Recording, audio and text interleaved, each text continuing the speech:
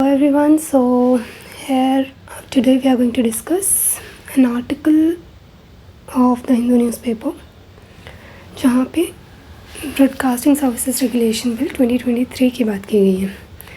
सो हम उसी बिल को देखेंगे कि क्या उस बिल में प्रोविजंस हैं, व्हाट आर द इश्यूज और criticism of that bill. Okay, so let's see regarding that, just wait.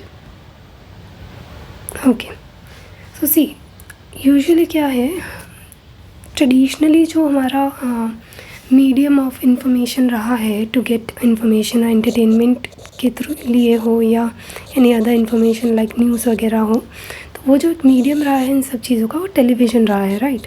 From are अगर हम हमेशा से देखें, बट अभी जो है हमारे सोर्सेस इंक्रीज़ होते गए हैं। We have access to OTT platforms, we have access to YouTube and other platforms like that, through which we can consume content, any type of content. So in keeping that in mind, this bill has come into existence, and this bill is trying to keep pace with the things, that is, as we are modernizing and coming up with the different platforms, so we have to regulate them as well and take them in the ambit of the bill as well. That's why this bill has come into existence. So let's see what are the other provisions of the bill. So this bill is trying to consolidate the framework to regulate broadcasting services, right? So this is trying to regulate broadcasting services, और जितना भी whatever the provisions हैं उनको ये consolidate करने की कोशिश कर रहा है। regulation provisions regarding broadcasting services को ये consolidate करेगा under single framework. Okay, so this bill is also replacing this Capital Television Network Regulation Act of 1995. So हम इसमें देख लेते हैं कि इसमें क्या प्रोविजंस थे। This cable television network regulation act में वी हैड प्रोग्राम कोड हुआ करता था, एक एडवर्टीज़मेंट कोड, कुछ मस्ट कैरी प्रोविजंस होते थे कि हाँ आपको ये शो करना ही है, must carry, that you have to do it, right. Then program code में कुछ आपके कोड्स आर वॉट दैट, उसमें कुछ बताए गए, दिस चीज़ें आपकी जो भी आप ब्रॉडकास्ट करो उसमें नहीं होनी चाहिए, दिस मतलब नहीं होनी चाहिए, यूजुअली वो वाली चीज़ें होती हैं, राइट। एडवर्टीज़मेंट किस टाइप के नहीं होने चाहिए, वो सब चीज़ें ये कोड्स में होती थी। तो and apart from that must carry provisions होते थे।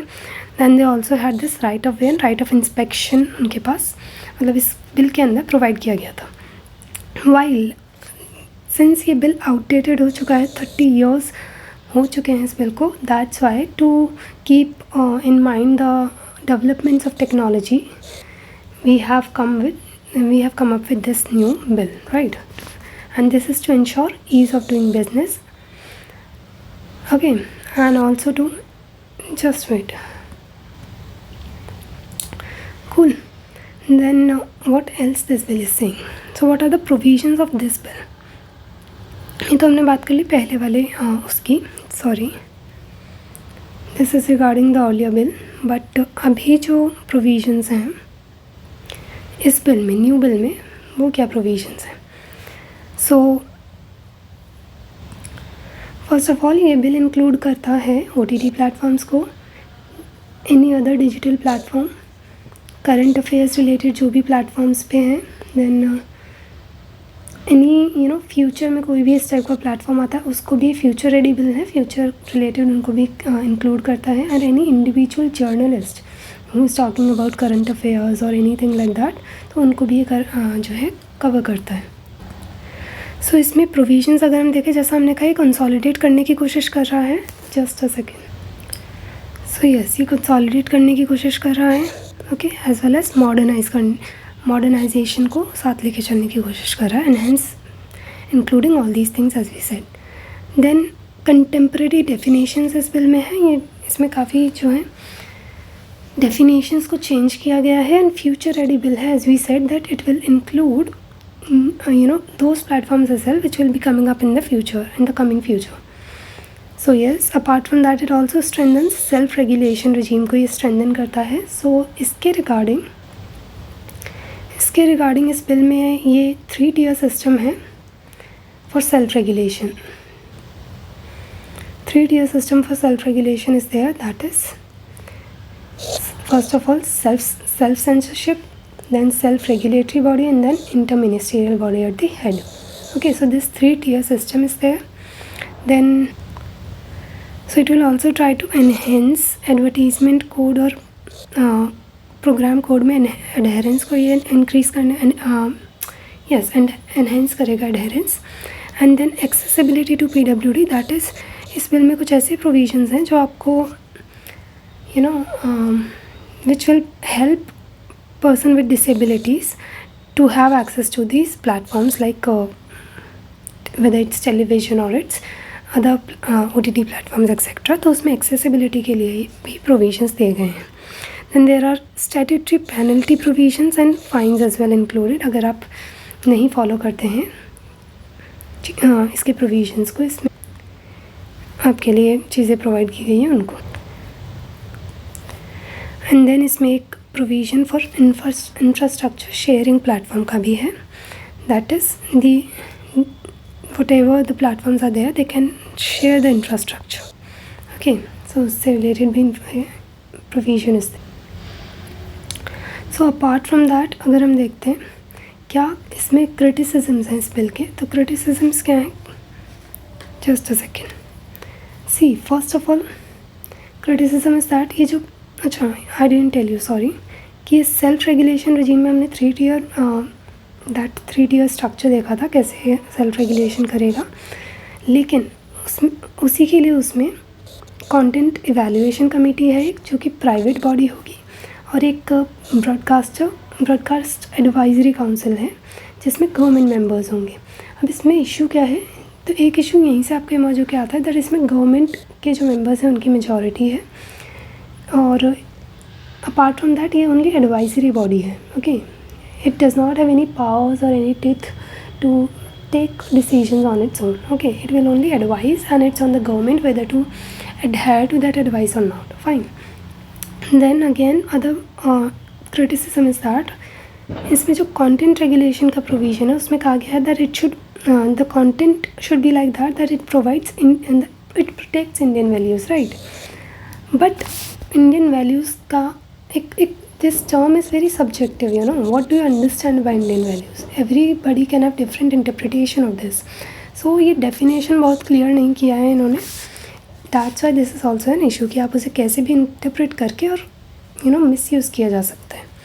Then there is also a criticism that इसमें एक 3 strike rule है, that अगर आप 3 बार violate करते हो provisions को तो your license will be revoked. So that is itself a concern. Then apart from that there is a provision that जो आपकी एक बॉडी बनेगी मेंबर्स की, उनके आपको यू नो डिटेल्स पब्लिक करनी पड़ेंगी.